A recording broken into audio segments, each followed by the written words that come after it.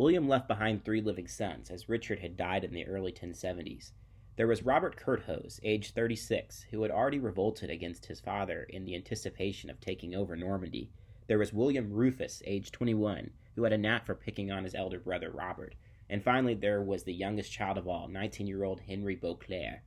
On King William's deathbed, he handed out the spoils of his lands with all 3 of his sons present. He gave Robert complete control over the Duchy of Normandy and decided to give the Kingdom of England to his second eldest, William, thus splitting apart England and Normandy.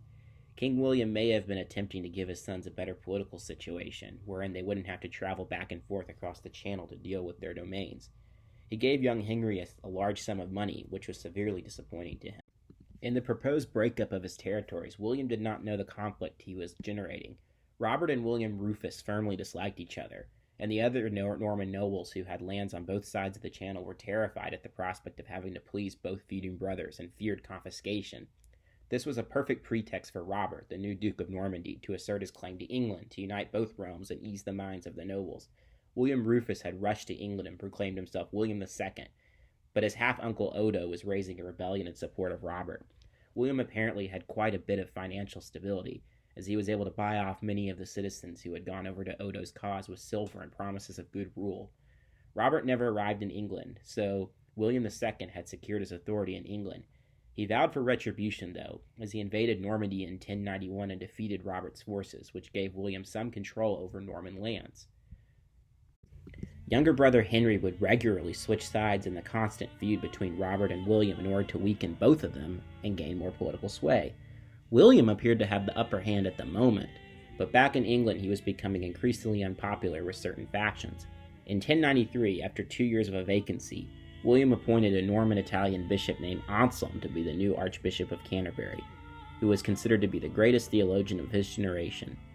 This was exciting for the clergy of England, but William would come to regret this decision. Anselm was a strong supporter of the Gregorian reforms that were sweeping across Christendom, while William II was opposed to these, probably because it limited his power over ecclesiastical matters. Anselm and William would continue to feud over theological discrepancies. The local clergy were unable to side with Anselm, as they were at the mercy of the king. Anselm did not give in to William's attempt to intimidate him, though, and in 1097 the archbishop fled to Rome to take his case up to the pope. However, the new Pope Urban II, who was dealing with an anti-pope which had the support of the Holy Roman Emperor, did not want another ruler to be his enemy, so he sided with William. Thus Anselm was unable to return and exert his power. This gave William full reign to practically act as the archbishop himself, which angered the clergy. Monks, who were the main chroniclers of the time, complained in their writings about the immorality and secular vanity of William II. They also despised him for not marrying, nor showing any interest in doing so, and hypothesized that he may be homosexual, a notion supported by his apparent effeminacy. This became a continued history of strained relations between the Church and the monarchy of England. Meanwhile, another major obstacle for William II was Scotland. Malcolm III, who had been pacified by William I in the early 1080s, was making trouble for the north of England yet again. Cumberland and Westmoreland were 2 territories that were disputed between England and Scotland, both of them being part of the old British kingdom of Strathclyde. Malcolm III had invaded these territories in the early 1090s, but was later pushed back by Norman forces led by Robert de Mowbray, Earl of Northumbria, in 1093. Malcolm was killed in the battle, leading to a succession crisis back in Scotland. Malcolm had 5 sons. One of these was Duncan, from his first marriage to a Norwegian noblewoman, while the remaining 4, Edmund, Alexander, Edgar, and David, were from his current marriage to Margaret of Wessex, the sister of Anglo-Saxon English claimant Edgar the Aethiopian.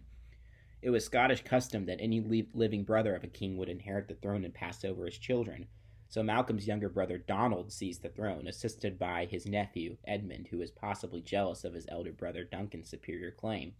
William II supported Duncan, who eventually was able to drive out Donald and imprison Edmund. Duncan then ruled shortly as Duncan II before Donald murdered him and seized the throne back. In 1097, with the assistance of the English, Duncan's younger half-brother Edgar was able to defeat his uncle Donald once and for all, securing the Scottish throne for himself and his younger brothers Alexander and David. With an English-backed candidate on the throne of Scotland, this pacified this constant northern threat for some time. This was a marginal success on the foreign front of King William's reign, but events in France would weaken his popularity in another way. In his zealous attempts at more control in Normandy, he supported his elder brother Robert's desire to join the First Crusade to gain back territory for Christians from the Muslim domains of the Middle East, so that he could rule Normandy in his name. King William had to raise a considerable tax to assist Robert in his adventure, which angered the populace as a whole and only emboldened the growing resentment that was already aroused by his possible homosexuality. To make matters worse, the recently deposed kings of Gwynedd and Powys had driven the Norman barons out of northern Wales, establishing Welsh autonomy in that region. Perhaps at the height of his unpopularity in the summer of 1100, William went on a hunting campaign in one of the new forests set aside by Norman rule for exclusive aristocratic use, where he was killed by an arrow through the lung. Nobody knows how this occurred exactly, but many scholars agree that it was likely a peasant thief of some sort, or perhaps he was betrayed by one of his own men. At any rate, William II was dead at the age of 44 after reigning for 13 years, a mediocre tenure at best.